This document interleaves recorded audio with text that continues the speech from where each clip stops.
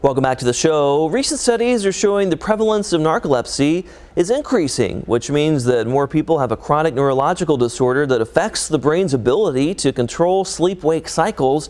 It's characterized by excessive daytime sleepiness even after enough sleep. Today we welcome to the show Dr. Asim Roy along with Katie Lancaster to talk about the impacts of narcolepsy. Good morning to you both.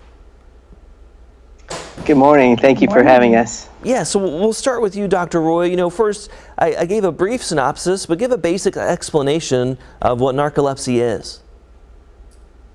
Yeah, so it is a 24/7 chronic neurologic condition. It affects the brain's ability to stay awake and stay asleep. The number one symptom is daytime sleepiness, fatigue, tiredness.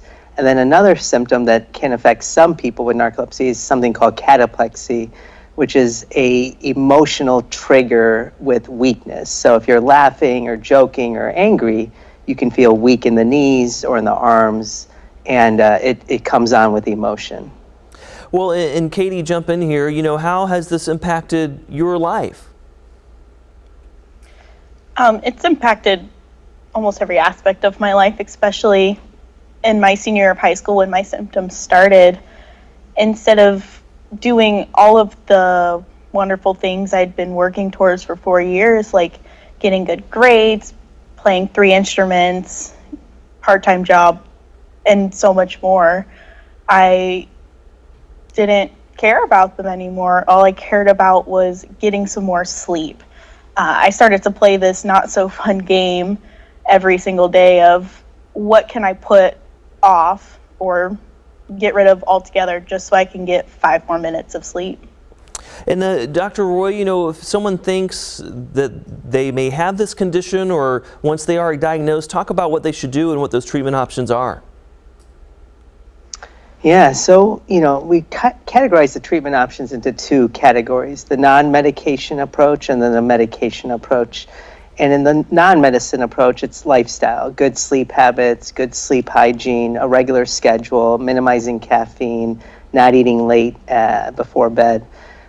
Unfortunately, that doesn't go far for many people with narcolepsy, so we often end up relying on medications. And in terms of medicines, there's many options, but of which one of them is a medicine called Lumryz, which is a once nightly sodium oxybate drug made by a company called Avadel. And just for full disclosure, Avadel is compensating our time for being here.